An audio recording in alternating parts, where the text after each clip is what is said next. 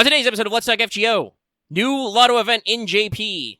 We're getting ready for Lost Belt 6. I really mean it this time, for real. We've got a stream scheduled and everything. New assassin, PogChamp? Yeah, I know, it was weird when I said it. Also, FGO Arcade is dead? Question mark exclamation point? Sure. Hello, I am one of your hosts. I am the Puppet Master Omega. With me as always, would you like to play a game? It's Lucky. But with that, I hope everyone is enjoying Fate Grand Order, aka a puppet show. And while we here at Studio Make like to bring you the latest FGO-related news and memes, we will be talking about current and future events for both the JP and EA versions of the game. So anyone not want to spoil should get ready for the big one. Yes, the big one. The big one. You were also a little quiet on your mic, my guy. Me. I might just need to actually pick up my pick up my audio here. I should check on that real quick. Listen, I've been deep in the audio mines for like 2 weeks. I'm like, Lucky's a little quiet. Big boy sound levels. Trust me, I know when I'm quiet too. If you ever wonder if you're listening to the recap, which yes, the LB5 recap came out on time, and I think the audio is fine. Again, don't know what the heck happened to 5 Part 1, but this one I tried to be better about. But if you ever hear me suddenly pick up volume between sentences, that's probably because that segment where I'm suddenly louder was very quiet, and I was like, boost that up, amp that up a little. So I always make sure I'm right there on the microphone. Anyway, this episode is brought to you by our patrons, who are very helpful and handy and keep this thing going. Our patrons include, but are not limited to, Adam DeHarp, Blackest OG, Call Me Zed, Carlos, Dragon, Ferris, Flightless Icebird, Jeremy Vasquez, JDV9000, Just the Fae, John and Sandoval, Chris Starlight, Legendary Boss Hunter, Liam Kessler, Regent Raptor, Rogue Robyn, Charvor, Sean Pryor, some guy named Bob, and Varian the Crow. If you like what we do and want to see us do more, consider supporting us on Patreon. You can get access to episodes early and lots of other goodies, and it really helps us out. Thank you for your support, everybody. Thank you. All right, we go ahead and close that tab up. Don't need that one anymore. Yay. Alrighty. Well, it's time to get into the show. We should have a decent-sized one for you. Not quite the speed runs of weeks past, though not the heaviest on the news. But first, let's check in with everybody's favorite Kohai, Bash. Senpai, 起きてください. I still haven't actually just added that to our soundboard.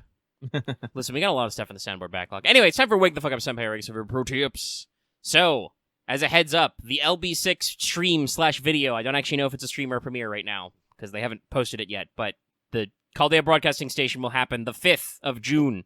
There are several social media goals to be aware of. Make sure to get them out of the way now. You want your QP and your Saint Quartzes, right? So make sure to get on the Twitter or the Facebook. And I know, as awful as that sounds, well, it's what we got. Until somebody makes a new Twitter that is not invite-only and actually has people on it that make companies want to go there, you still got to retweet stuff on Twitter. Anyway, that means we can move on down to our next regularly scheduled program. Records on the Throne, Records TV topic.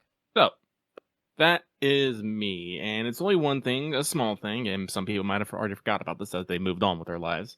But I did actually complete Grailfront last week, and got my Grail, completed it on the last day, actually. It wasn't down to the wire or anything like that. I got half day to spare, but I understand what people are talking about. So that last fight I actually found was a little hilarious. You start with Merlin just 2 squares away, and you're just like, wait a minute. And just a giant ring of fucking enemies. Yeah, it's a weird one. What is that one weird called? I'm trying to remember. It was something about bullying Merlin. Yeah. Because I think all the titles are Merlin speaking to you. Yeah. If you can get in there's something funny, but, you can also gotta watch out. I do think, like I said, they made Merlin a little more proactive, a little more prone to shifting around the battlefield, which means he can make mistakes, which is nice. I had a decent time. I did find out the hard way that even though the danger enemies do not act, if and actually any NPCs are hooked up with them, they will still proc and they can swap with it. I actually was able to grab a fucking gold chest because they used the danger enemy as a swap, and I swapped, and I was like, oh, this is a lot easier suddenly, and just slapped them. Yeah, there's a couple of weird things like that. I know I at one point got bamboozled because I moved over too far, and I was like, wait a minute. Why am I fighting this Heracles right now? Oh, wait. We're touching. Fuck. That works? Yep. Yeah, it works. Still, yeah. Gotcha. Luckily, I think there's a couple more Grail friends in the tank, so we'll see where we get with that. And who knows? There may be more coming. JP, still trying to bring out events and stuff. But that means we can move on to, did you finish your master missions? Missions. They're pretty simple this week. You need to defeat 10, then 20 male enemies, get 50 of each currency drop from the event, so firewood, vegetables, chainsaws, and then perform 30 FP summons. So basically, do the event, which I am not really doing because most of my time is spent editing audio or playing Tears of the Kingdom, and now occasionally grinding 14 PvP. I'm doing okay. I'm at, I only started, a few days ago, but I'm already at, 35 missions. Yeah, I should find some time to put in, because I do want to... I never got my drop copy of, I think it was Hide Hunter, but it might have been the other one. One of the CEs I never got my 5th copy for, so I should at least get the store one, which isn't too hard, because I have all my other CEs and shit, because I rolled a lot for Summer Tomoe and did not get her, so... I think my support setup's pretty good. I see you all out there using my Writer Murasaki, thanks. FP, delicious. Yeah, for me, it was Chainsaw of the Dead. I only gotten 4 copies. I never got the other copy, so I just snapped up one in the store. I'm like, cool, perfect. Yeah. So I am good there. But all right, let's scooch on to our news, because we've got some of it. So, from JP, yes, chronologically first, kind of coming out of nowhere. I mean, I still said that, because of the timing for Ordeal Call release, I was like, they're probably going to do something in the, 3 weeks we have until Ordeal Call actually drops. But still, there wasn't a lot of build-up for this, but on the stream, they fired it off. We have Fuun Karakuri ILLYA'S Castle, starting the 24th of May, going until the 7th of June. Oh, hey, it's a new lotto event right before a story drop. Must be nice. Must be nice. But this comes with 2 banners so far. The first is brand new SSR assassin Kashin Koji, who is permanent. My god, what a concept. Also, it's been a long-ass time since there was a permanent assassin like this. It's been a long time. But also you have Kato Danzo and Kataro and read up on that as well. But also there was a second banner announced that's already fired, which is a ILLYA and Miyu rerun plus Kotaro, which is also nice. Yes, that sexy new Nightingale CE is the Lotto Box CE you get. So there you go, 5 copies for free. Hey. Hey. Anyway, no other real details I got here. Just pretty typical Lotto Cycle event. It's, just placed right before a big story drop, which is probably nice. You can get your grind on, get your leveling. Also appears to have a lot of exhibition, high difficulty quests for tickets, which some people might appreciate before a story banner drops, don't know. And this name is a reference to a sequence from Hollow Ataraxia. There is a joke about storming ILLYA'S castle. I think it may even involve some, old-fashioned, RPG-type jokes. Yeah, I'm not actually sure what the plot connection is, but we've got ILLYA and we've got Karakuri, and I presume there's a castle, so seems like a fun time. Also, always nice to see them not forget Ataraxia actually exists. Even though I know it's, a non-canon fan sequel they did. We give you a bonus. But, working down the line, though we'll have more to talk about Kashin Koji later, after the mailbag flip. Don't change that channel. Don't touch that dial. But we do have a little bit of NA news. First of all, Part 2, Chapters 5 through 5.5, so 5.1, 5.2, 5.5. Memorial Pickup Summon from the 28th until the 9th of June. Nice. Nice. We've got one final attempt to drain your Saint Quartz. The first banner is Super Orion and Kato Danzo. The second banner is Ibuki and Chiron. I don't know if Ibuki had a rate up this fast. I'm pretty sure she didn't. Yeah, obviously, with Clairvoyance, people are not going to necessarily bite on these unless they really don't like Morgan, But still, it's always nice when we get NA banners that roll around. I don't know. I suspect there may have been... Oh, yeah, no. So definitely Ibuki was early. That was... It was still this year, but would have been in the fall later. And I'm sure Super Orion probably had something in here somewhere, but not recently. So I always appreciate the extra effort to give us extra rate-ups. I'm going to say, it's powerful bait. Yeah, no. Super Orion and Ibuki, honestly, are both monsters of units. They are, for reasons that they are, limited, they are powerful roles. So... And if you don't got him, it might actually be a good time to get in there, because we're about to do LB6. No, I was using my Super Orion in Grail Front. It didn't matter. It didn't fucking matter. He just punched things to death. Oh, yeah, no. If I had an Archer slot, it was Super Orion. If there was a Saber, it was my level 100 Mordred, but if it was Archer, it was Super Orion. What's that? You're fucking invincible? Cool. Doing 20k damage with a punch? Sick. Bruh. Never mind that if you get all his stats going at once, I have easily done 6 digits with normal attacks. Just with him being solo, mind you, not with team buffs. If you can actually get a squad on him, I know that I'm pretty sure that Super Ryan can hit 7 digits, but the 6 digits is not impossible when he's literally solo. But yes, the reason why I say Lost Belt 6 is a common is because Lost Belt number 6, Fae Roundtable Domain, Avalon the Fae, the moment a planet is born, pre-release campaign 6/1 to 6/29. Yes, you heard that right. They actually changed it back.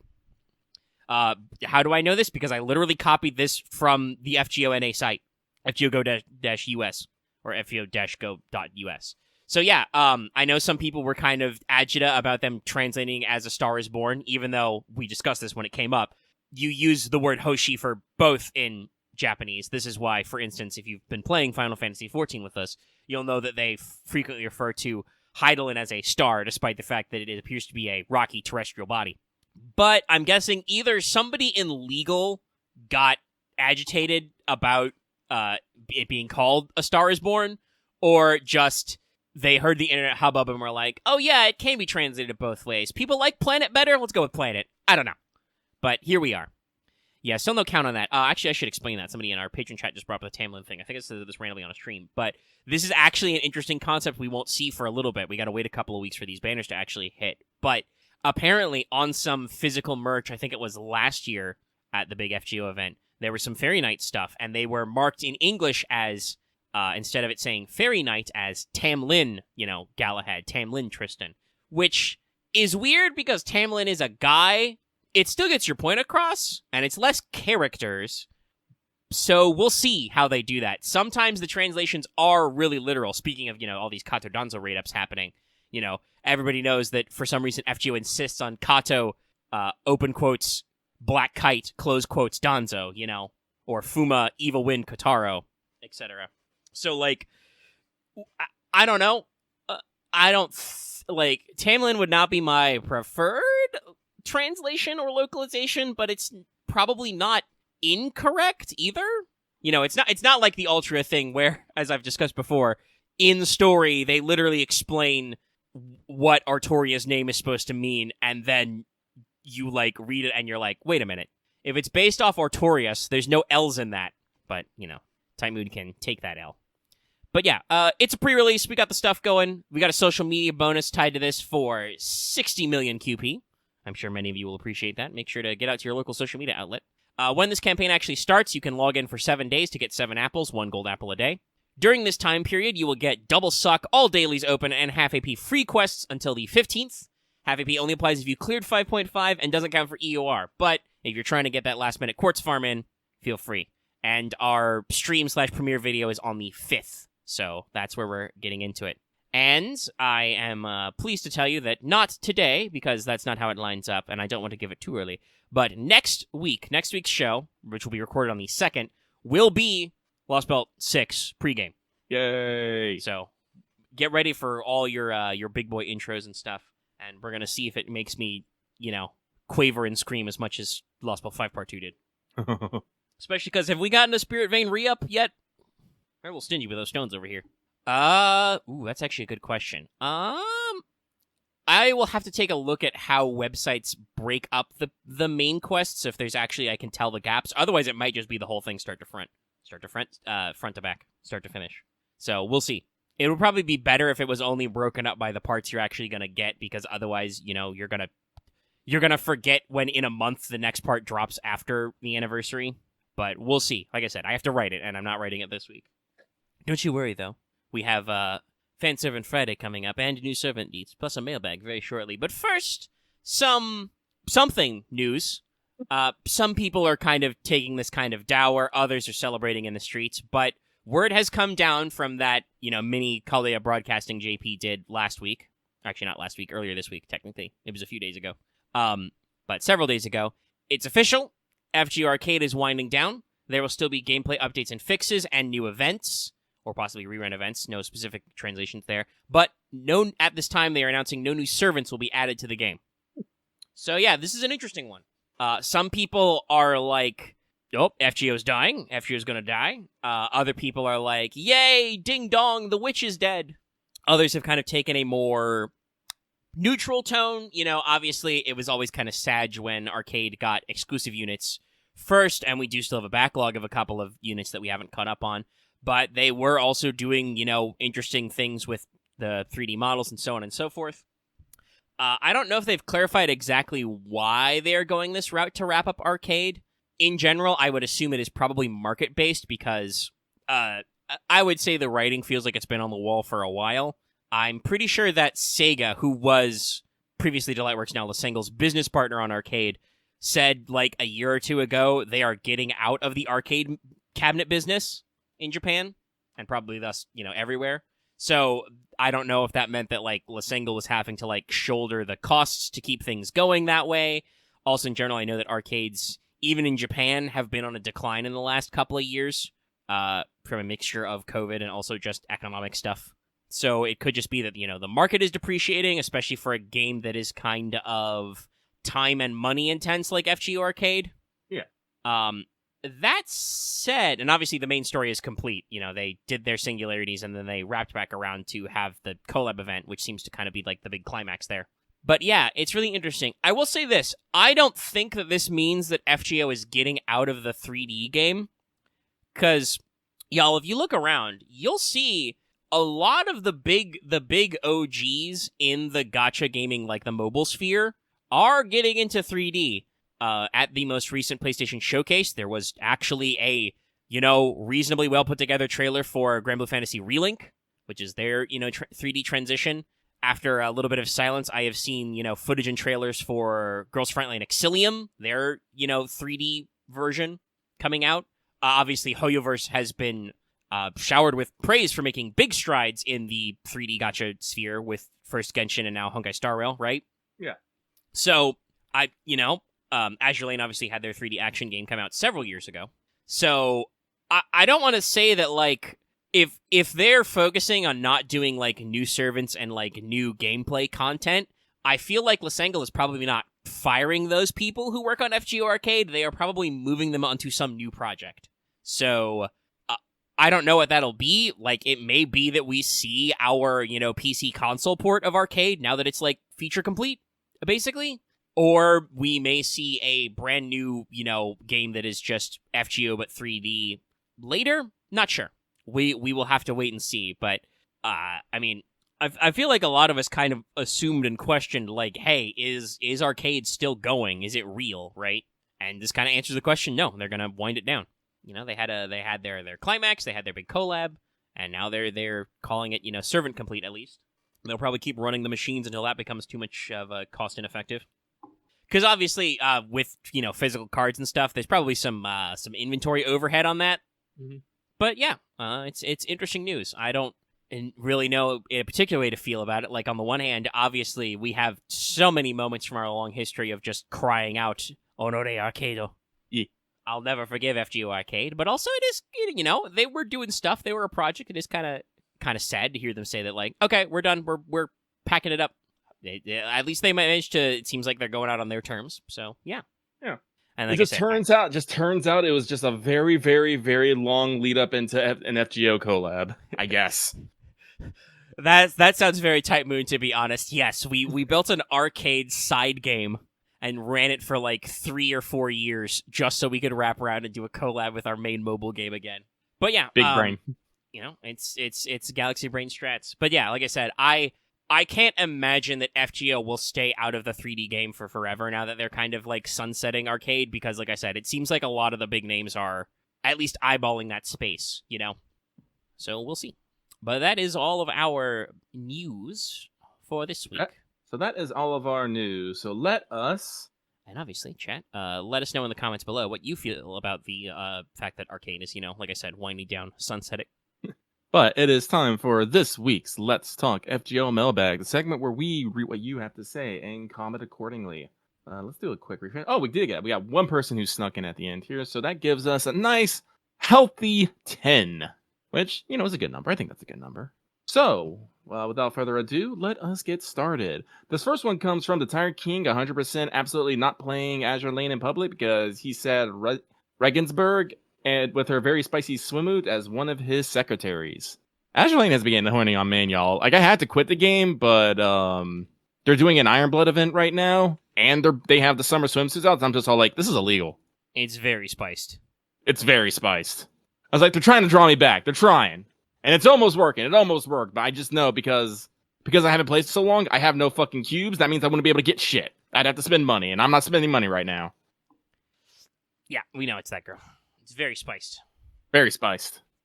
Trust me. Ever since AL had to move back to the all MOBA gay zone, I'm like I see the posts now. Yes, I don't actually have all other muted. It's just specific games I don't play. Yeah, we had to move Manager Lane back because we're having a flurry of activity right now, but as soon as this event's over, it's probably going to go quiet again. We don't have enough people who play it and talk about it on the reg. I do believe like every other one has a fair amount of activity, though. I think this... Oh, I don't know, actually. I haven't actually been checking things. But this person has a thing to say. They say, question, hey guys, with FGO NA generating so much hype for LB6 and the Lost Belt recount's almost done, what has been your favorite Lost Belt climax? Also, which has been your least story fight besides the meter? Anyway, that's it for me. Sending good vibes your way. Wah, wah, wah, wah, wah, wah, wah. And wishing you a great weekend. Like the actual climax? I mean, it's probably just recency bias, but I feel very nostalgic for Olympus lately, just because that's the recap that I edited most recently. But there was also a lot of good stuff. That one was very dense. A lot of kind of, big build-up and moments there. Atlantis was also pretty cool, though having listened to it back, it is kind of interesting how that climax is a little drawn out, because you have the, thematic climax where you defeat Odysseus and Artemis just before him, but then you also have to still go defeat Robo-Poseidon. Not that I mind that one, because that's got a lot of really cool music and stuff, but, it's always interesting how FGO manages to squeak out that last little bit. Because I would also say that, Lost Belt 1 has a really punchy ending as well, but that means you have to take into account when you literally punch Mammoth Ivan and then go on through that one as well. What do you think? Actually, I'm going to say probably that Lost Belt 1 is probably still my favorite climax, because it's that moment of you have no idea what's going on, shit's fucked, and, you just have some man in a fucking broken castle playing fucking Day of Wrath while you're on a fucking golem punching a giant kaiju battle, and this other dude's on the ground. It's like, what the fuck are you riding a golem? It's absolute. There's definitely some great thematic notes after that. Obviously, even after you beat his giant mammoth form, Ivan keeps walking to his tree. That's where Patsy takes the bullet for you, right? Yeah. So that's also a really good one. I think another one like that. I'm not particularly the Lost Belt 2 has some moments, but doesn't necessarily hit as hard. Same with Lost Belt 4. I mean, it's kind of cool, but 4 is another interesting one where, technically, we have the climax, and then there's a little bit of a longer tail denouement. The build up to the Super Saiyan fight between Karna and Arjuna is cool, but speaking of least favorite boss fights, that boss fight sucked. That was very RNG dependent. You had to hit all your best crit cards, otherwise Super Arjuna still killed you, even though you got story guts just the once. It was a very cool concept that was not executed as well as I would have hoped. I kind of felt like they wanted to make sure it was an actual fight, but solo fights are weird in FGO. I'm trying to think, were there any other boss fights? Lost Belt 2 still has some really iconic moments to me, but there's also, in my brain, having edited that recap also not that long ago, I'm just I think my mind just kind of skips over a lot of the normal context of that one. Yeah. Because, obviously, Surtur... Sorry, go ahead.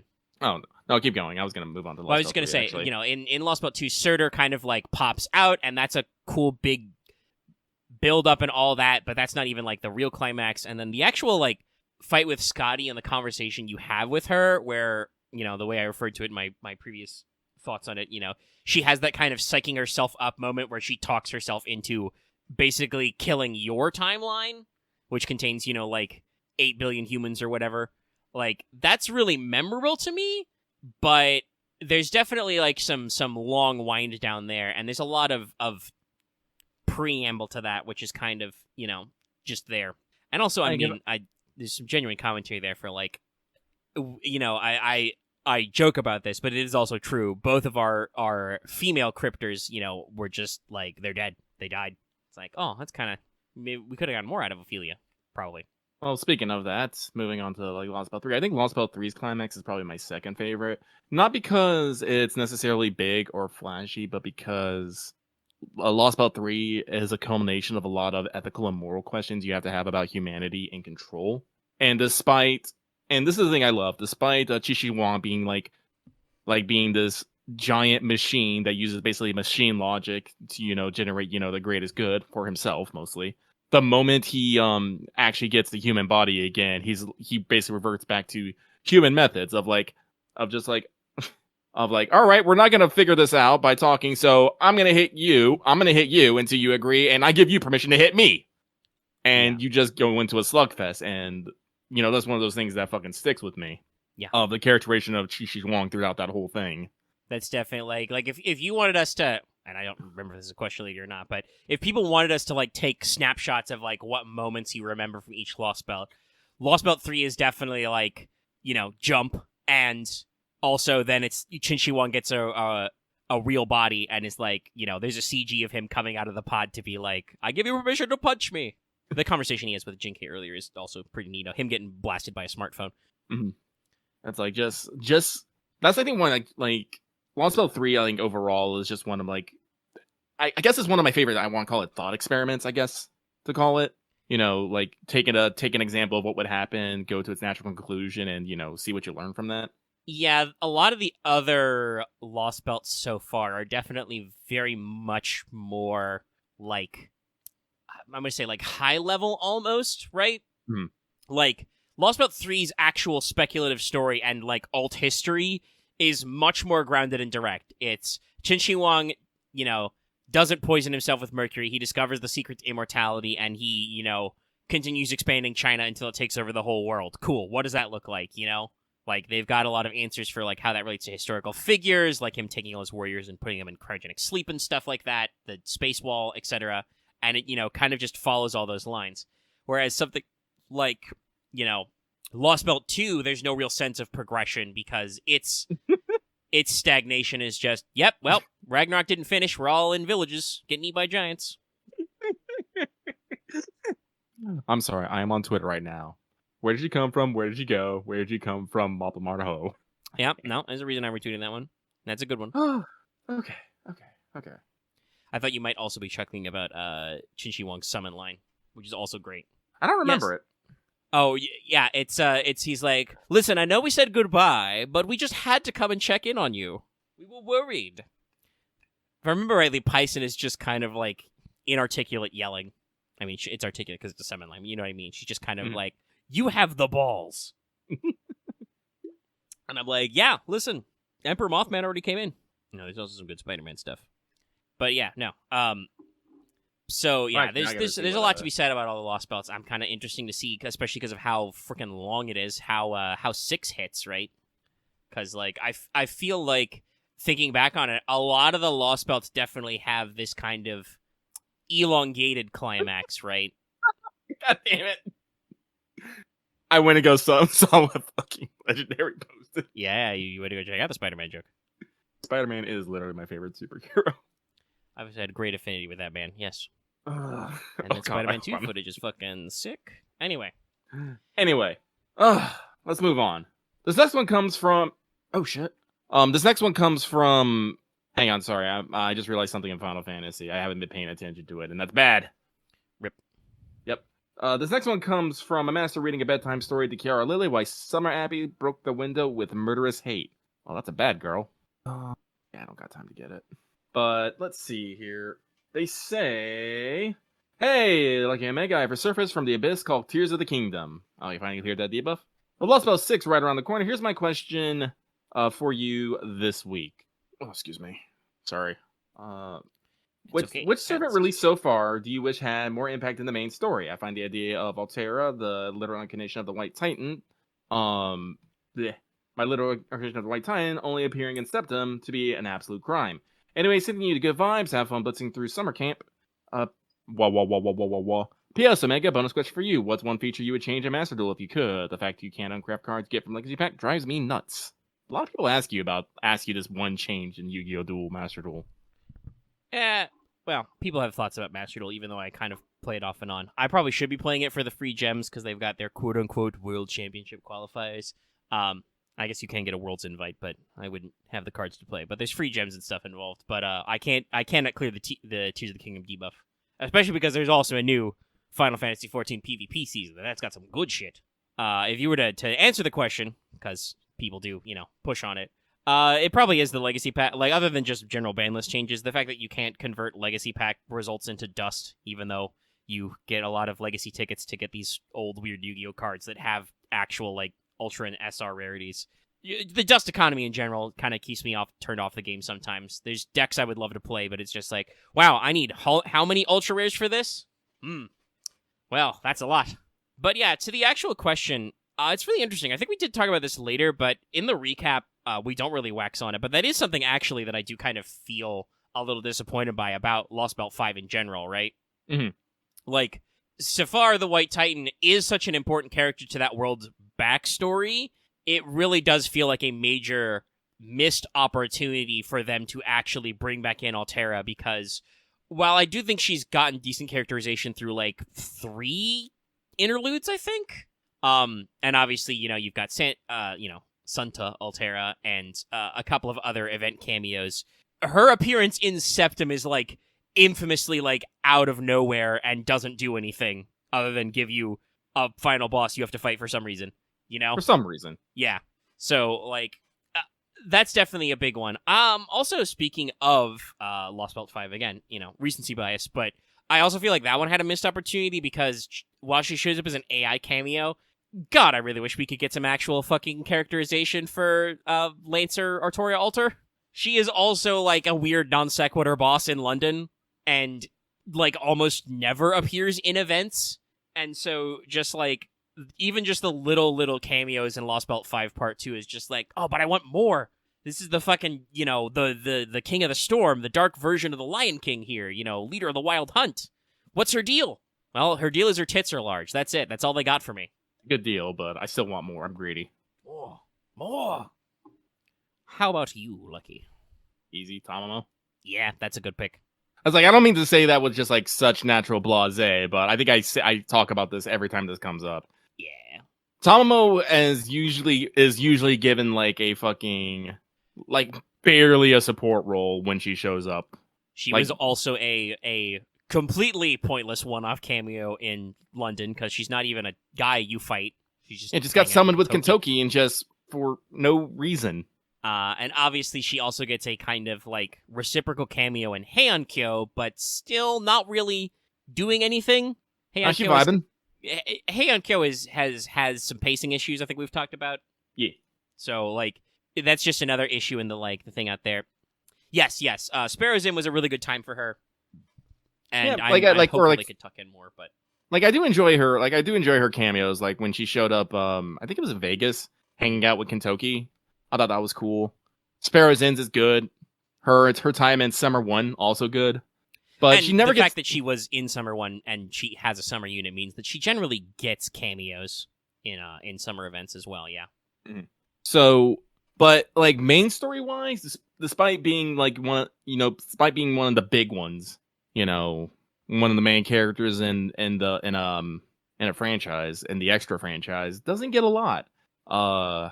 Like her opposite, Nero. Actually, I don't think Nero necessarily gets a lot of screen time too, but Nero also has like 5 fucking costumes. Yeah, Nero definitely gets more costume coverage, and Nero gets a little bit more coverage. I think part of that is because a lot of that coverage is Bride. They came up with the FGO specific alt form. Which, to be fair, Tombo doesn't get that as well. Kat is fairly popular. She was also just a big one in Grail Live. But it's not quite the same, No. So what I'm hearing from our chat and from Lucky and myself is, man, next year, please, give me that Extella collab. Give me Tomacop costume. New voice lines. Give. Or hell, give a Vitch a Tomacop costume. I think that would probably suit them better. It would also be pretty funny. Alrighty. But let's move on. So this next one comes from that last Grailfront map had me sweating. I don't think I had a sweat, but I definitely had a couple moments. I'm pretty sure I won the map like barely. Like if the enemy had got to Gone, they would have capped me, but they made a mistake, I believe, and I was able to capitalize on it. I think like Merlin switched with tried to getting away from one unit, but put him in range of another unit. And doing that didn't give the enemy only had enough to like attack me once or something. I can't remember.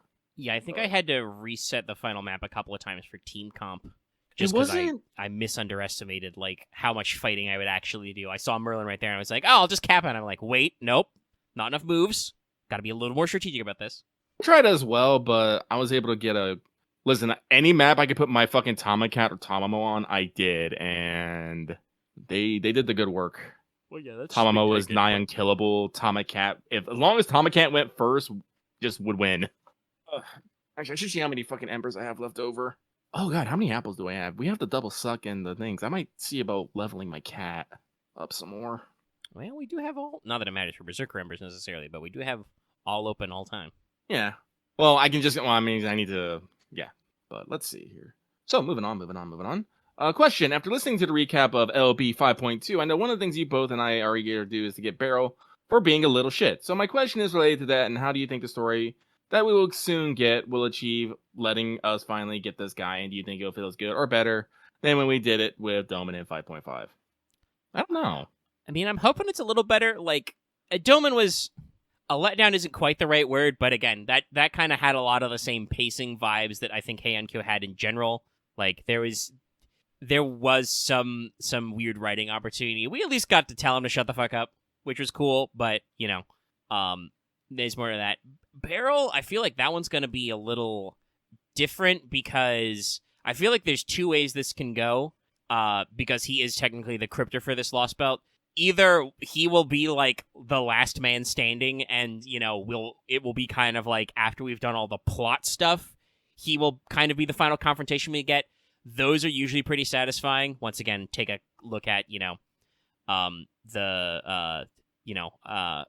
Pepe with Shvadaman on the tree as the actual final battle of 4, or when we get to Olympus where your actual last fight is versus Canis. But also knowing that Lost Belt 6 is kind of this giant, long, twisty-turny thing with, like, multiple layers of extra shit going on, because Britain is fucked. I could also see that being, like, I don't know if it's literally the climax to, like, a part, but being, like, a climax at one of the parts where they break. And hopefully that gives us time to be much more personal with him. So we'll see. I mean, I think just in general, just, you know, booping his snoot or whatever will be fairly... effective. I just hope he dies an ignoble and pitiful death. I'm sure he will. It's like I don't need no big climax. I just need him to be like squished like a bug, and for me to move on with my life. I feel like we're hopefully getting in that direction. I talk about this a lot in our recaps, but Barrel's really that guy who, like, the way I think I phrased it in the recap I just edited, you know, so several months ago when we did Olympus, was like he chooses that moment at the end of Olympus to self-actualize as an asshole.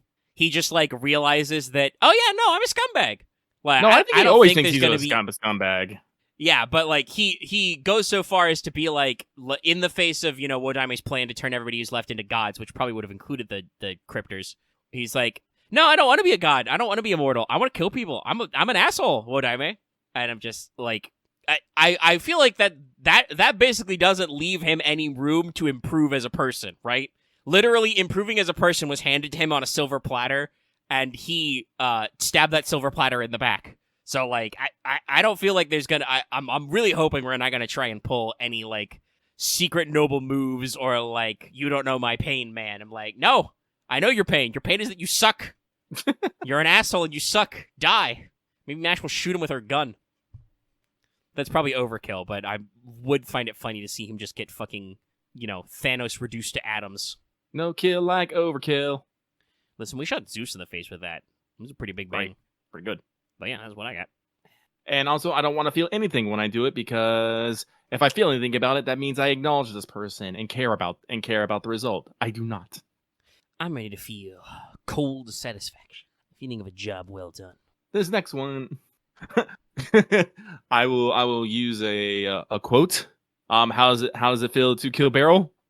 Recoil. Yeah, it's probably an appropriate one. So the next one comes from Master ready to go to Britain. Happy Memorial Weekend to you both. With FGO Arcade officially declared a Lost Belt. Is it officially? Was it actually officially killed a Lost Belt? What? No, they're making a joke about it winding down, I think. Oh, okay. Rude. Do you think I should give it up on it coming to console? Shrugging sound. Yeah, no, shrug.peg. I mean PNG. Like I said earlier, I can't imagine that, especially after all the money Sony invested into like buying FGO off to Lightworks and spinning it off into Lisengle, that they're ready to pack it in when it feels like every other big gacha game either already has their 3D, console and PC release or is working on one. I don't know, though, if that project would literally be arcade, right? It could be, because they've got all those assets and shit, but it might be something different. Meh. Yeah, we say. Yeah, I have nothing to further say on that. So let's keep moving on. So this next one comes from Dave is Afraid. And they say, what do you guys think of the story now that you know the twist ahead of time? I still got a bit confused, even though I knew the ending. To what? Yeah, I don't... Lost about 6? Lost about 6? I don't know. I don't know what twist you're talking about. I don't know shit from shit. I haven't written the pregame yet. I don't know nothing. No. Are we talking about the whole thing? I don't know. I don't really know nothing about that either. I just know, like, blurry shit. I know a couple things here and there, and I'm trying not to think about them. Yeah, I mean, context for this, if you're talking about the Summer 5 rerun, I mean, I'm terrible at the rerun. I've been playing Tears of the Kingdom, so I'm not really paying attention. I also don't really feel like Summer 5 had a lot of twists. But it did have a good twist. With the... Well, I don't want to ruin in case anyone else hasn't played it. But I think there's some people who missed the first time. Yeah, it's got a couple of classic horror movie type stuff, but not necessarily the thing where people are reminding you of the mechanics in like patron chat. Yeah, I guess that is technically a twist, and that is a well executed one. The climax doesn't necessarily have a lot of twists and turns, so it's not something I know if I would like rereading the story would follow me or not. But yeah, in future, clarify which story you mean next time. And perhaps I appreciate not saying out loud whatever the twist is you're talking about, though, because that would mean we'd have to probably, prune you off. But keep that in mind, comment raiders. So we move on. This next one comes from Quetz is the Best, now with 2 times more Quetz. They say, hello, Lucky and Mega. How have you been? Life has been hectic for me since getting a job in February, then losing it, then getting another one, and then quitting 4 days later. Wow. So I haven't had the time to listen to the podcast until now. So I have 2 questions, but feel free to skip them if you already have too many questions with the rest of the mailbag. Oh, I hit read more. Jesus. Right. So first one has to do with something that happened this week, which I got my Abby Summer. Now the thing is, after seeing her final ascension art, I realized something. All this time I thought her FA art was of her lazing on the sea, sitting on one of her floats, and that when you looked at it, the more you realize it's actually the image was inverted. She wasn't on top of the sea, but just below the surface. Now I got no idea where this idea came from, but I'm pretty sure I saw it somewhere before. But I checked, and doesn't seem to be neither a sea he or any of her final shins or any summon servant. So my question is, do you have anything like this? Kind of a Mandela effect-ish thing that you could have swore fate, but ended up not being true. No, you did see it before. It's in the Summer 5 preview. The shot of Abby is her inverted. I remember this. Yeah, I think it's a CM thing. Yeah. And listen, Lucky also barely has a grip on reality as is. So I don't know if anything's true or fake. I just know it's all meaningless in the end. That's all I got. There are definitely times when I have to question myself and be like, did that happen? Have I seen that before? I'm not sure. Second one. The second is shorter, and one might be a good one for another moment. What are your predictions for Summer Servants? I'm thinking some servants related to Case Files, Gray, Luvia Arenas, some of the Servants of Learning with manga. I'm hoping for a Lancer since she already I'm hoping for the Lancer since she already has beaches as part of her history, and also Van Gogh. Why Van Gogh? Because I love her and she deserves an event variant. I can agree with this. Van Gogh is great. I love my Van Gogh. It's gonna be like 2 years since then because we're getting it. I feel like it has to be time Summer Morgan, right? I'm pretty sure. Yeah. I don't. They gave us Lady Avalon last year. I don't know how much longer they can hold out. I will continue to hope and pray for Summer Medusa. Still, listen. I know they've had Yu Atsukawa in the studio to do some stuff. She's been in she's voiced some of her characters for some of the Fujiwara Ritsuko doesn't understand shit. So like, I'm hoping, I'm praying, fingers crossed. But yeah, no, I feel like it's the most obvious guess in the world for fucking Summer Morgan. Like that seems like the right amount of time has passed. I mean, if we want to talk about units who have been foreshadowed for a long time, yeah, Summer Nightingale has been in some fucking that was an original, I think, Summer CE. Yeah. Summer Drake. I think Atalante was one of the first Summer CEs. She still doesn't have an alt version. Also, I feel like normal Atalante gets a little bit less coverage since they came out with Atalante Alter. There's some juice there. There's some stuff. Like any more? Usually they fill up with a decent number of FGO originals, but I'm trying to think. Are there any other really? Obviously, Van Gogh is kind of well liked. Who could we be hitting up? What would be funny? I'm trying to think. I mean, Summer going at Sky would be very funny. Also would be powerful.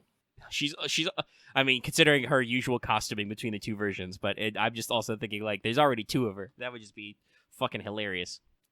I mean, we got this event, so I could see, thinking about like other stuff they're doing. Summer Kato Danzo could be funny. I'm still waiting on my summer. I'm waiting on my summer lip. Yeah, that's another one I think that's just in the backlog. We gotta fire up in there. Summer Boudica Avenger, come on, pull the trigger. They completely blow our minds. Summer Tiamat. I mean, I know it will happen. You cannot convince me it will not happen, but not this soon.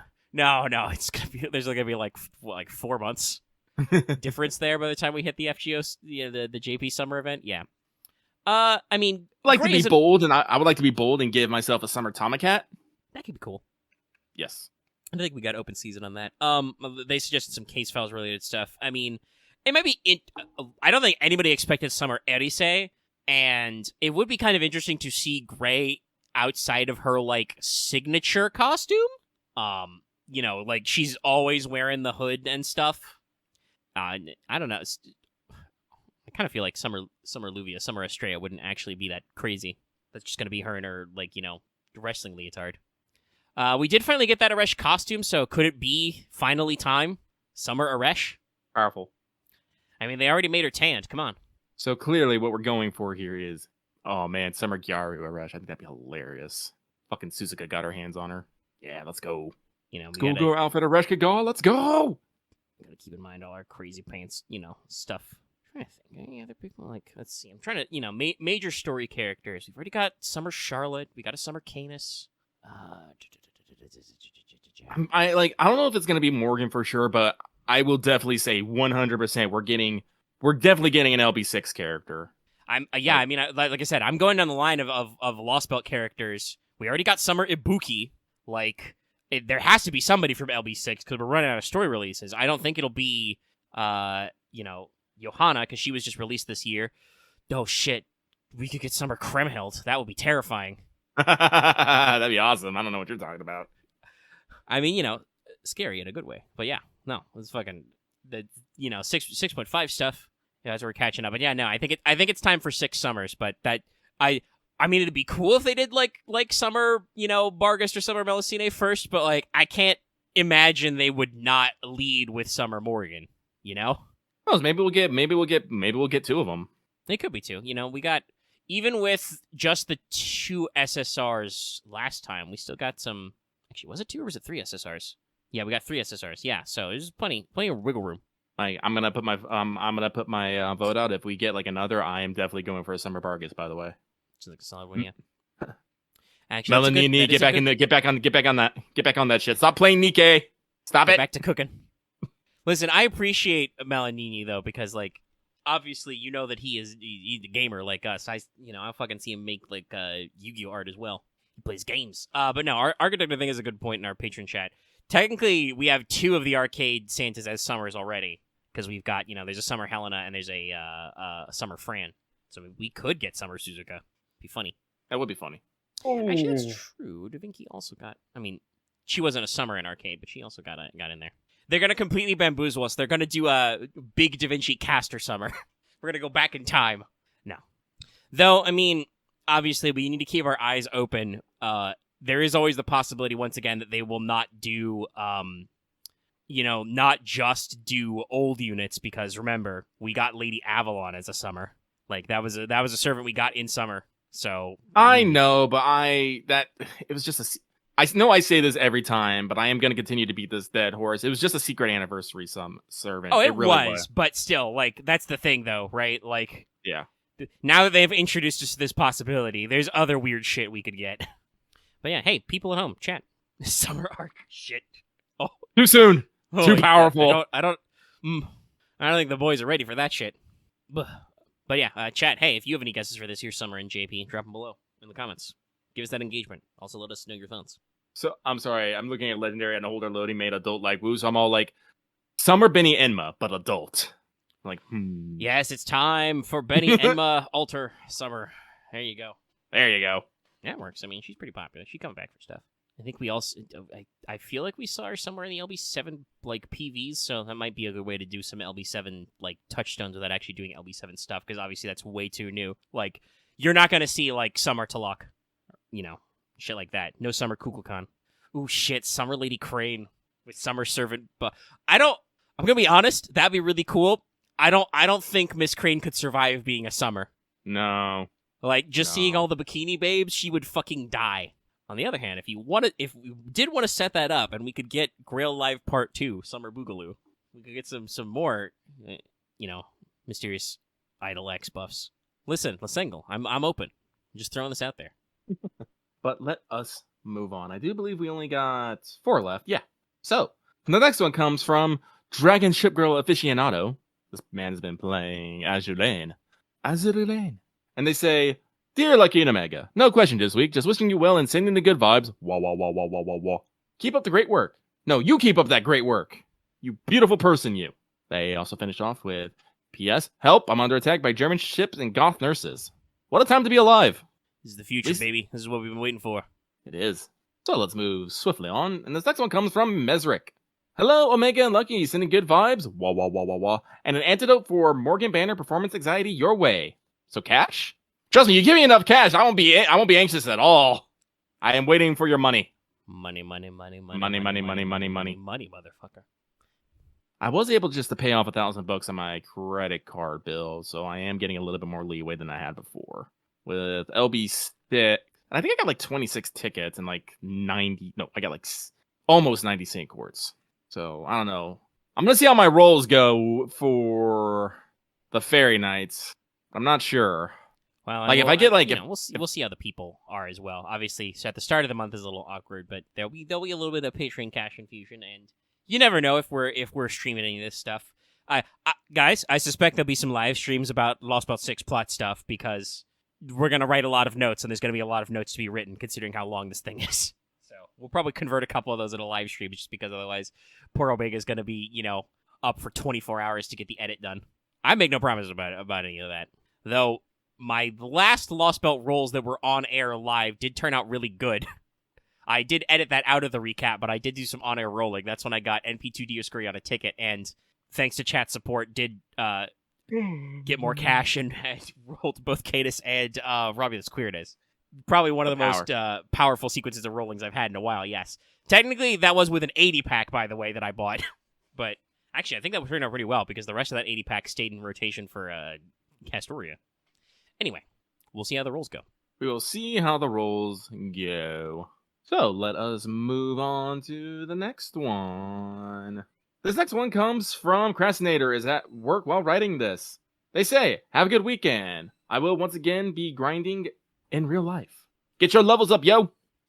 Turn that mindset into a grind set, Jimbo. And we move on to last, but not least, Agent 418 saying, hello, Lucky and Omega. Have a good weekend. Same to you, buddy.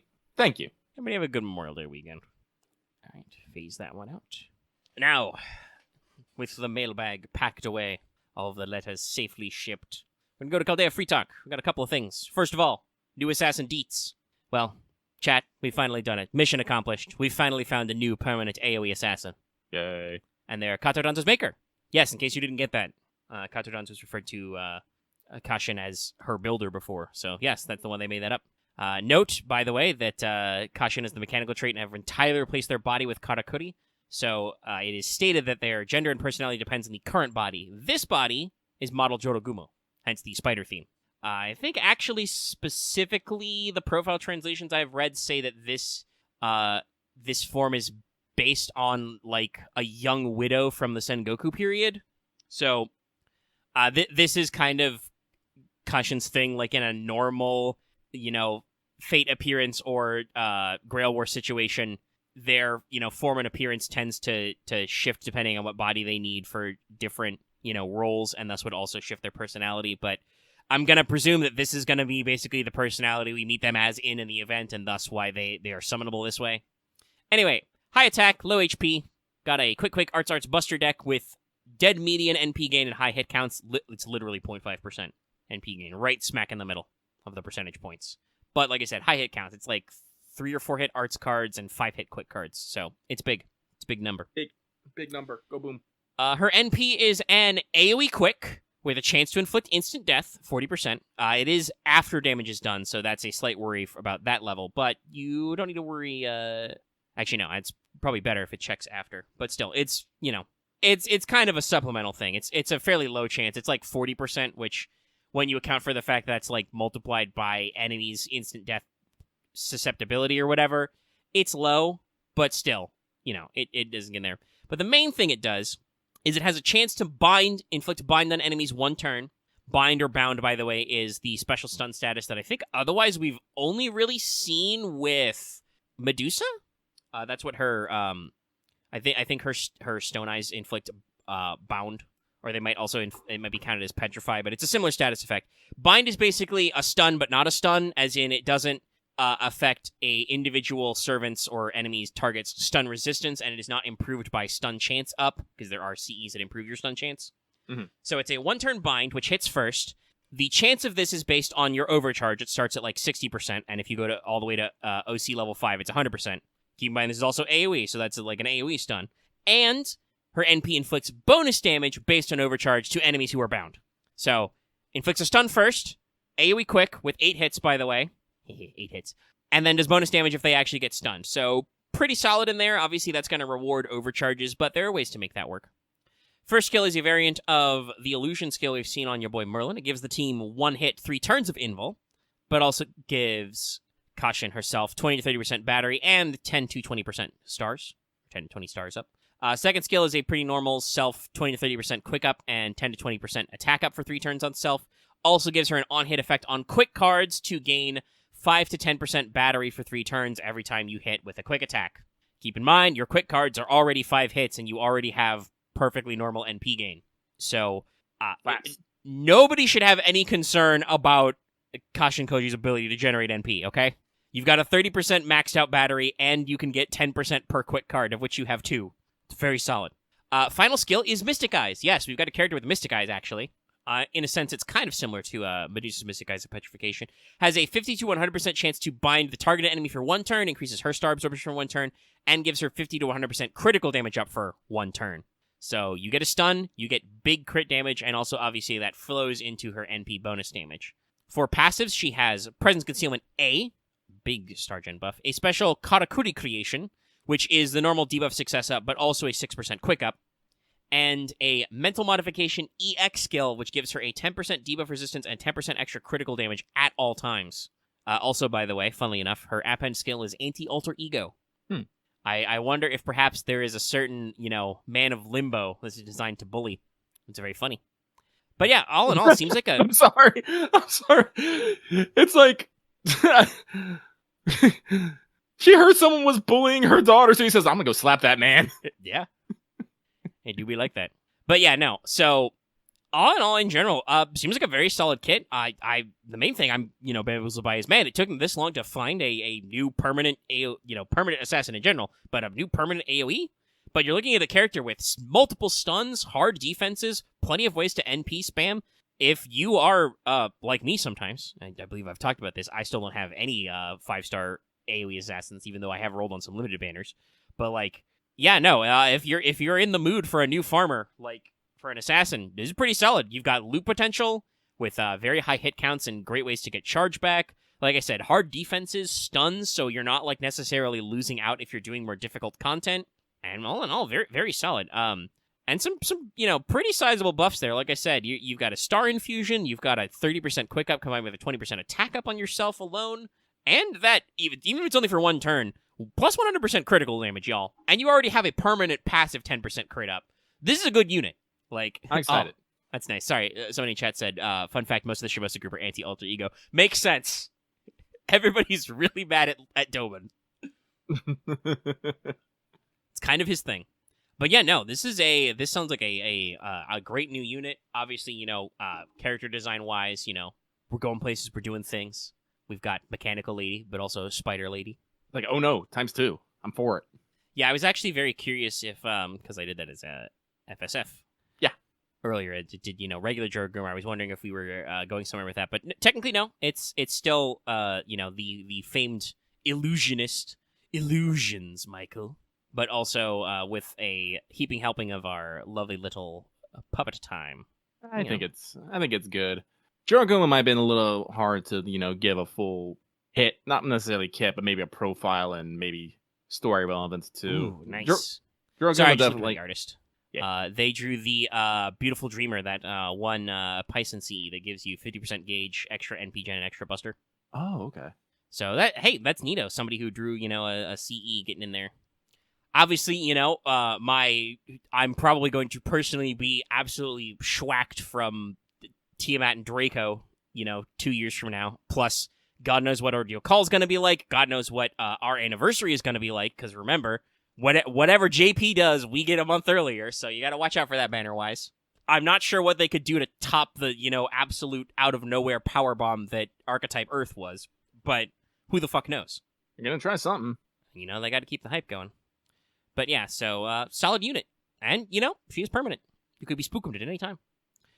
Obviously, Studio Mega does not endorse that just because you can be spooked at any time, you will be spooked.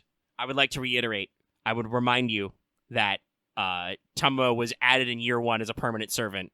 I had to spend my free SSR ticket on Tumbo, despite the fact that I do roll quite a lot at this game. So, Ooh, Tyranno's betting 20 lucky bucks. Oh. That it's Big Olga. If it's time, it's time. We'll see. That'd probably be a decent one to put in there. But I don't actually know where the story shakes out for where LB7 actually ends. And once again, please don't inform me. I've got to write my own shit. It's true. I also hope that Pochi gets promoted sometime to getting a full servant design in. Yes. But all right. With that, actually, speaking of FSF, it is time to do Fan Servant Friday. And out of my selection for this month, the people have chosen Saber Lamopin, some known in some circles by her actual name. Julie, also, is this French? So, bear with me. I'm terribly sorry. But I think it's, D'Aubigny? Yeah, it's all one word. There might be a little ny in there, but I'm not good at the nya sound. But, to let you know a little bit of backstory stuff, she is better known as Mademoiselle Maupin or La Maupin. She was a famous French opera singer, but also did lots of other stuff, hence why classified as Saber. So, Julie D'Aubigny is a very interesting character. She was French.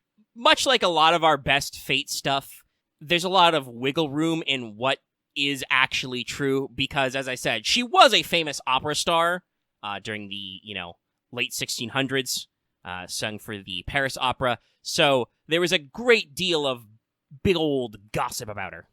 And in fact, a adaptation of some of her life stories was put into Théophile Gautier's novel, also titled Mademoiselle de Maupin. So, there's a real historical character, Julie D'Aubigny, but like I said, the La Maupin appellation is, usually more common, because that is what she was most famous as under her stage name. But as a real-life person, there's quite a few out there. So, La Maupin's father was the secretary to King Louis XIV's Master of the Horse, so well-placed in the court. I have heard somewhere that her father was titled as the Grand Squire, but the main thing is that he was responsible for training court pages, which means that as his daughter, Julie got the same education. She was said to be, educated in academic subjects the same as boys. She also trained in fencing. And this is why she is a saber. She was so good at fencing that she was considered, competent and skilled at the age of 12, even winning out against men. And at the, obviously it was the past time, so, life expectancy was a little different. But at the wonderful adventurous age of 14, she became the mistress to the Comte d'Armagnac, and ended up moved out there. She was married to Sieur de Maupin, which is where she got the appellation Madame de Maupin, or simply La Maupin later. But her husband moved to the south of France, and she stayed at Paris for her own reasons. And in general, based on the stories anyway, La Maupin is, I believe, what the kids these days would call a bisexual disaster. There are many famous stories of her trepidatious relationships and flirtations with both men and women. Obviously, she was married. But also, there are quite a many famous stories of her, hitting on women, even kissing other women in public. And when challenged by men to be like, hey, what are you doing? Knock that off. She would fucking duel those men and usually beat their ass because she was really good at fencing. She was also very famously known for dressing in men's clothing, but not attempting to pass as a man. She was just like, no, pants are better. And there's a lot of, up and down rumors, exaggerations, etc., some of which we'll get into when we talk about actual, servant stuff I've sketched out. But there's all kinds of, fictional enhancements great out there as well. And unfortunately, after the death of one of her lovers, she is said to have retired to a convent and died at the ripe old age of 33 in 1707. And obviously, there's going to be the usual servant exaggeration on some of these things. Gautier's novel really spiced up the romantic lens. In the preface of that book is where we get, it's one of the more famous quotes. The actual articulated meaning of the phrase "art for art's sake" or "l'art pour l'art," which is a big French slogan from the 19th century. That was in the intro to Mademoiselle de Maupin, if you've ever heard that term before. So, there's a lot of spicing this up and romanticizing for this. But La Maupin, Saber, chaotic neutral. Sounds about right. Very chaosy. Sabers obviously are supposed to get slightly better stats, but we're still kind of middle of the road because there wouldn't be that much magical mystery about her, though obviously a great deal of mystery expanding in that urban legend area. So, strength C, endurance D, agility B, very fast. Magic or MP, mana D. Luck A. NP C. Nice. Class skills, magic resistance D. That's, pretty typical minimum for a saber. You get some extra levels for free, but no real obvious connection to sorcery in her story. Riding B. As I said, her father worked for the master of the horse. I'm sure she would have been, well-versed in horse riding and stuff. So personal skills. Fencing A+. I don't actually know if there's a fencing skill, but if not, there should be. Art of swordsmanship, draws, parries, riposts, other techniques. Said to be a master by the age of, 14 in total, fighting multiple opponents. Defeated many men in duels. Her skill at Western fencing is at the peak of performance. I kind of base this on, some of our Rudy Tooty Shooty characters, aiming or marksmanship A kind of skills, but, she's really good with just the art of actual fencing.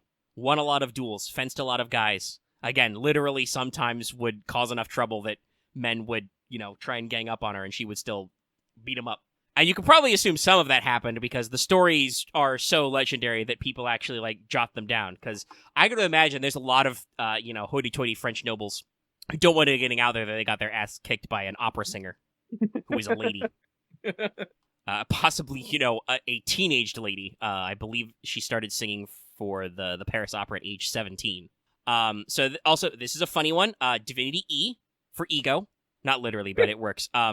Yeah, so there are stories and dramatizations that La Maupin, called herself a goddess, of the stage.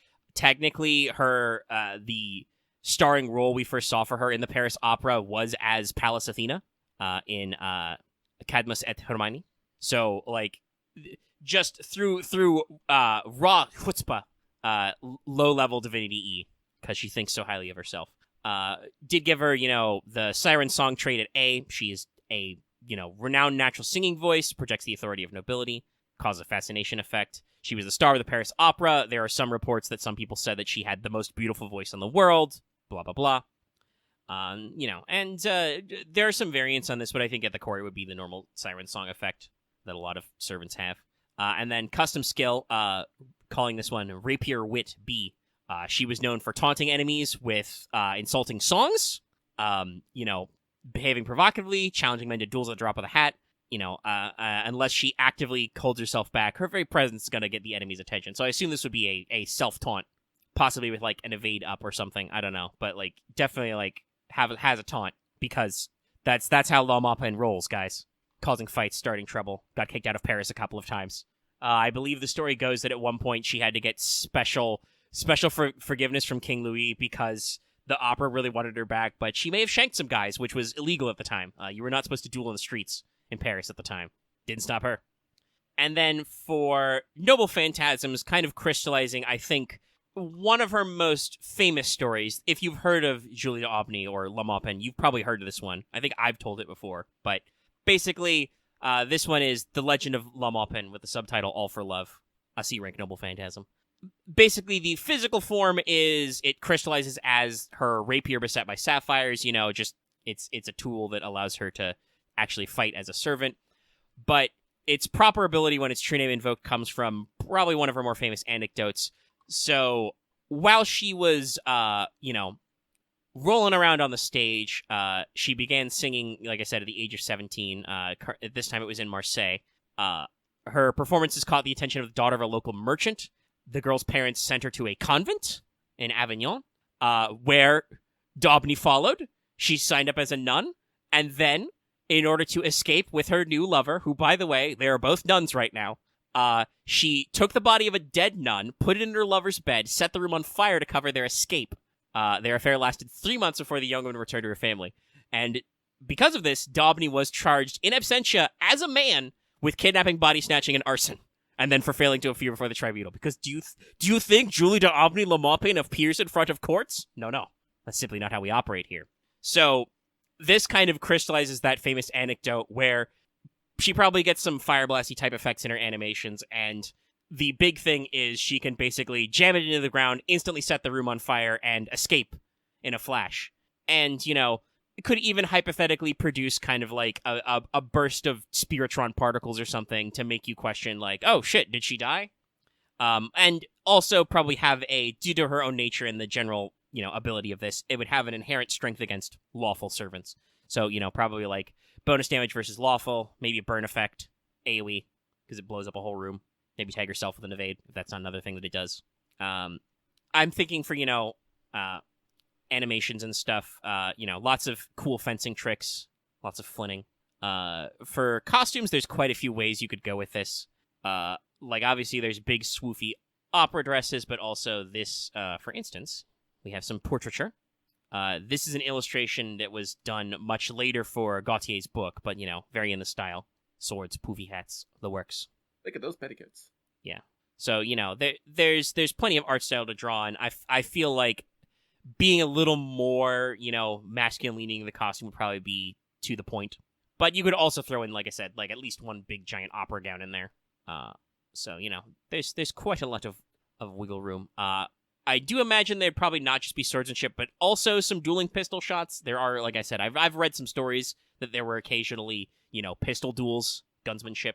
But yeah, all in all, a real colorful character, great historical figure, lots of fun. I should actually read Gautier's novel sometime. It was apparently so salacious that it was banned by the New York Society of the Suppression of Vice. So it's a cool book. Suppression of Vice? Yeah. Listen, they're from the late 1800s. They know what they're about. But yeah, so honestly, you've probably heard of her before. And may even have heard, like, I know for sure I am not the first one to be like, oh, this chick's cool. She seems like she'd make a great servant. And I think it would be probably an interesting comparison to some of our other French servants. Some of whom are that over the top, but some of whom are not. God, can you imagine her and servant Napoleon in the same room? Everything would be so on fire all the time. But yeah, there you go. That's Fan Servant Friday. Thank you for your votes. Remember, our 5 and up patrons can vote on the poll every month. Oh, I leaned back a little bit. Sorry. That's all right. But yes, let's see. All right, Raw-wise, we're about an hour and a half. That's pretty decent. Solid. Not exactly sure how that'll edit down, but probably longer than the last couple of shows. No, they've been a little skinny, but it's because the news was a little light on the ground. We were kind of setting up for some stuff, and soon we're going to get that payoff. Like I said, remember, tune in next week for the Lost Belt 6 pregame. At least the first part, and again, like I said, we'll see how clear the breaks actually are in, online moves. So, I think that's everything to keep aware of. So we can probably go ahead and wind on down. Righto. So alrighty, hey. First of all, obviously, usual outro stuff. If you're watching this video on YouTube, give us a like. Fire off a comment below. Consider subscribing so you can get more of this. And also, yes, there will be, working up to a Morgan Wanted in the not-too-distant future as well. So keep your eyes peeled. Oh, and if you haven't, because it's like almost 5 hours long, if you perhaps haven't watched all the way to the end of the Lost Belt 5 Part 2 recap yet, I did say I will be breaking out and presenting our Lost Belt 5.5 as well. just because it makes the timing line up. So keep your eyes out for that. Make sure you're subbed so you can catch all that stuff. Ring the bell for notifications. You always know when we post a new video or when we stream. I have just finished up Mega Man Battle Network 1 on Monday stream, so you can check that out. I previously announced that Lucky was going to get in for some Hollow Knight, but he's had some stuff come up on a Monday. It is also a holiday. So we'll probably get our bonus stream out of the way, because I, once a month do a little voting poll to see if people want some extra stream. Probably do Ace Combat 7, do the DLC missions there, because I've never streamed those before. Even though I'm pretty sure it was many, many years ago now I streamed Ace Combat 7. But when I did stream that, I'm pretty sure I said at some point I would stream the DLC. So, yeah, you can watch the DLC missions. Yay. So we'll probably do that Monday just because we got a little space to work on and, see where it goes. But have regular Final Fantasy 14 streams if you're interested in some of that Yu-Gi-Oh stuff. We got something a little special, something for cooking for you next week as well. Got to work on my thumbnails and so on. So yeah, keep your eye out for us. And of course, if you're watching this on YouTube, later this day, we will be streaming What's Up, where we talk about stuff and things. Probably a lot talking about the PlayStation Showcase. Because there was stuff and things. I probably will still be streaming Tears of the Kingdom, so yeah. Get more Tears time. There's a lot of stuff to do. There really is. I say as I'm currently, bumbling, lost around one of the labyrinths, but also have like 4 more different things I could do. I just had a blood moon, so all my guaranteed mob drops have respawned. But yes, if you want more of that, keep your eye peeled for us, and we'll be seeing you. And of course, you can support us by joining our channel memberships, get access to membership badges and emotes, which you can use during live streams and also in comment sections and on mailbag. But as we're getting into, technically this is our last Let's Talk FGO to be recorded this month, because next Friday is in June. Consider supporting us on Patreon as well. You can get access to the audio versions of this show and all of our other various audio versions for as little as $1 a month, or approximately $10 a year. At higher levels, you can vote in Fan Servant Friday polls. You can get videos like The Wanted a little bit early. And at higher levels, you can listen to us record Let's Talk FGO live every week in our patron chat and be those mysterious people we shout out to in the middle of the show, who also sometimes help me run my brain, because we're very busy people doing lots of things. Technically, as this audio edits, I gotta go, I gotta grab the vacuum, because I was like, oh, I have free time today, I'll vacuum. I haven't vacuumed yet. So you too can join the Brain Trust. Oh, I gotta clean this house this weekend, son of a bitch. See, it happens. It sneaks up on you. That's why extra brains are handy. Yeah, normally I don't care that much, but I got a guest coming over Monday now. I am not having them come over to a filthy house. Yep. Yeah, focus. Listen, Lucky is surprisingly domestic. I like to cook and clean, just not all the fucking time. But that's about it for the show today. Thank you so much, everyone, for tuning in. We'll see you guys next week from our Let's Talk FGO. Keep your eyes peeled for more recaps, Wanted, and of course, What's Up. And I'll see you next time. Good night, everybody. Good night. Don't let the prima donna bite.